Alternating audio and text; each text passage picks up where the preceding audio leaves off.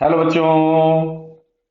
Question में लिया है tuning fork of frequency 256 hertz produced 4 beats per second with a wire of length 25 centimetre vibrating in its fundamental mode. Clear है?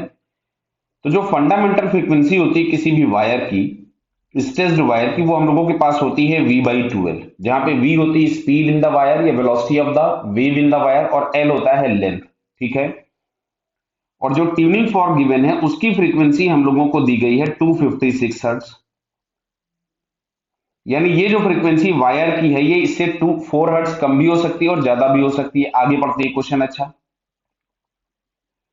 The beats frequency decreases when length of the wire is slightly shortened. मतलब अगर हम length को छोटा करेंगे, देखिए अगर मैं यहाँ पे लेंथ को डिक्रीज करता हूं तो जो वायर है उसकी फ्रीक्वेंसी क्या होगी, बढ़ जाएगी। और तुमको यहाँ पे क्वेश्चन बोला है कि बीट्स फ्रीक्वेंसी डिक्रीजेस। समझना, ये पहले 256 था। अगर ये वाली फ्रीक्वेंसी पहले 6 इससे 4 ज्यादा होती, मतलब 260 होती, तो लेंथ को अगर हम कम करते तो फ्रीक्वेंसी और बढ़ जाती, मतलब डिफरेंस और बढ़ चुका होता। यानी जो पहले से फ्रीक्वेंसी गिवन थी वो हम लोगों के पास 252 हर्ट्ज थी। क्या ये बात समझ में आई? भाई वायर की फ्रीक्वेंसी के लिए दो ऑप्शन थे, या तो इससे 4 ज्यादा या ट्यूनिंग फॉर्क की फ्रीक्वेंसी से 4 कम। अच्छा, 4 अगर ज्यादा रही होती मतलब ये 260 रही होती, लेंथ को अगर हम कम करेंगे तो वायर का फ्रीक्वेंसी और बढ़ेगा, मतलब डिफरेंस बढ़ना चाहिए था। जबकि यहाँ पे क्वेश्चन में दिया हुआ है कि frequency decreases when the length of wire is slightly shortened. Clear? So it's initial frequency is 252 hertz. आगे बढ़ते हैं क्वेश्चन में। What could be the minimum length by which the wire is shortened so that it produce no beats?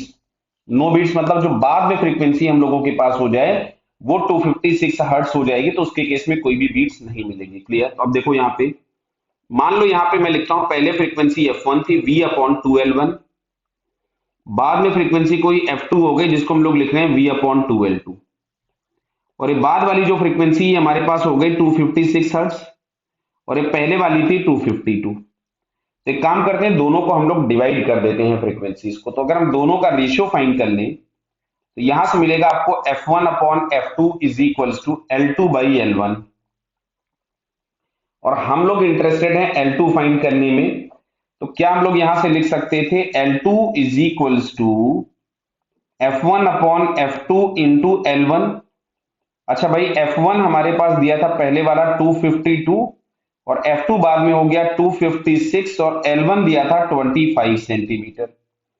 तो इसको हम लोग अगर solve करें तो ये मिलता है हमको 24.6 सेंटीमीटर। कितना मिला? 24.6 सेंटीमीटर। तो पहले लेंथ थी 25, तो delta L is equals to, क्या हम लोग यहां से L1 माइनस L2 लिखें तो 25 माइनस 24.6, तो क्या ये हम लोगों को 0.4 सेंटीमीटर मिल जाएगा। यानी 4 सेंटीमीटर से अगर हम लेंथ को डिक्रीज कर दें तो उसकी फ्रीक्वेंसी 256 हर्ट्ज हो जाएगी, और 256 हर्ट्ज के केस में कोई भी बीट्स प्रोड्यूस नहीं होगी। ओके बेटा, तो आंसर हम लोगों के पास है 0.4 सेंटीमीटर। All the best.